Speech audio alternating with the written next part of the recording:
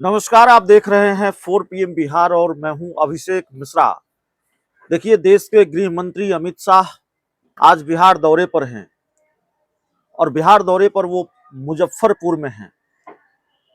अमित शाह का मुजफ्फरपुर दौरा, अमित शाह का मुजफ्फरपुर में सभा करना, रैली करना बहुत महत्वपूर्ण है।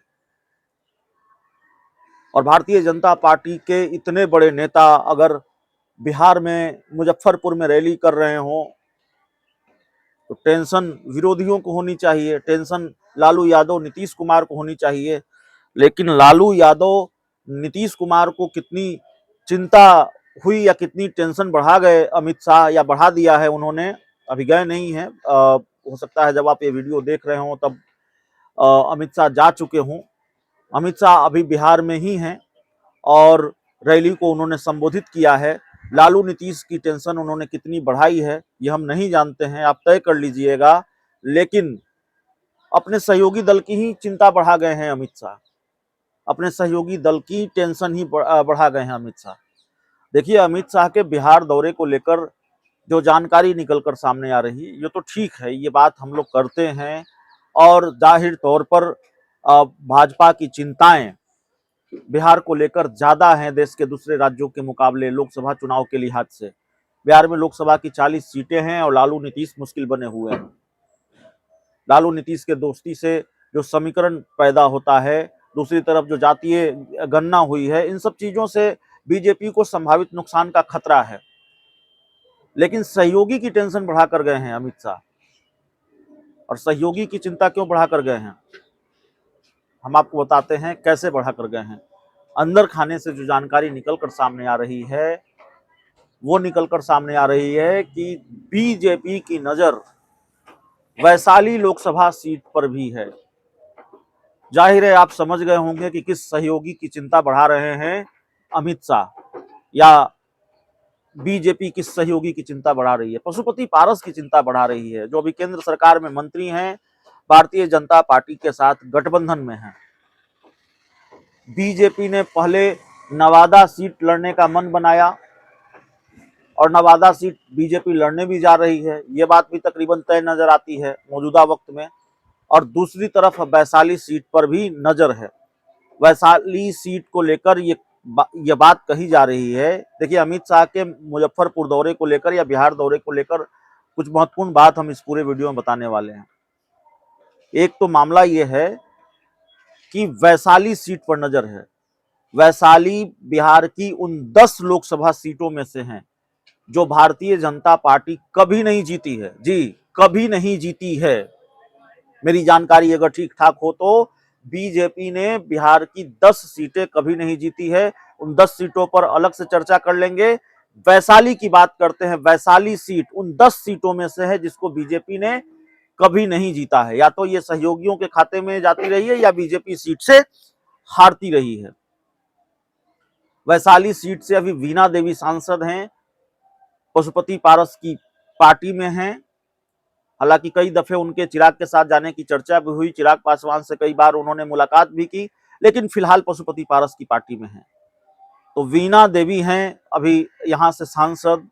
यह सीट पशुपति पारस के खाते में है और भारतीय जनता पार्टी ने मन बना लिया है कि चूंकि यह सीट उस लिस्ट में आता है जो बीजेपी ने कभी नहीं जीती है, इसलिए भारतीय जनता पार्टी को यहां से चुनाव लड़ना है। और बात सिर्फ अमित शाह की नहीं है। जब पिछली बार जेपी नड्डा जो बीजेपी के राष्ट्रीय अध्यक्ष आए थे तो उन्होंने भी अपनी पार्टी के नेताओं को, कार्यकर्ताओं से ये जिक्र किया था, ये कहा था कि बिहार की उन 10 लोकसभा सीटों पर नजर रखनी है, उन सीटों पर नजर रखनी है जो भारतीय जनता पार्टी कभी नहीं जीती है। तो जाहिर है वैशाली सीट भी बीजेपी कभी नहीं जीती है और बीजेपी की नजर है। एक दूसरा मामला यह है, चूंकि मुजफ्फरपुर आए हैं अमित शाह तो मुजफ्फरपुर को लेकर बात करनी पड़ेगी। देखिए, मुजफ्फरपुर लोकसभा सीट अभी बीजेपी के पास ही है। मुजफ्फरपुर लोकसभा सीट बीजेपी के पास है। मुजफ्फरपुर लोकसभा सीट से बीजेपी के अजय निषाद सांसद हैं। लेकिन आसान लड़ाई नहीं है इस बार मुजफ्फरपुर में। इतनी आसानी से अजय निषाद पार लग जाएंगे, उनकी नैया पार लग जाएगी। वैसे बीजेपी के लिए तो पूरा बिहार ही आसान नहीं है, 40 लोकसभा सीटें आसान नहीं है, लेकिन मुजफ्फरपुर की बात कर रहे हैं। कैसे वो हम बताते हैं। देखिए, मुजफ्फरपुर से सटा एक विधानसभा क्षेत्र है बोचहां। बोचहां में जब विधानसभा का उपचुनाव हुआ था तो बीजेपी अपने संसदीय क्षेत्र के विधानसभा इलाके का उपचुनाव नहीं जीत पाई थी। और यहां खेला किसने कर दिया था? यहां मुकेश सहनी ने कर दिया था। मुजफ्फरपुर लोकसभा सीट पर सहनी समाज का वोट, निषादों का वोट बड़ा महत्वपूर्ण है, जो यहाँ का जातीय समीकरण है।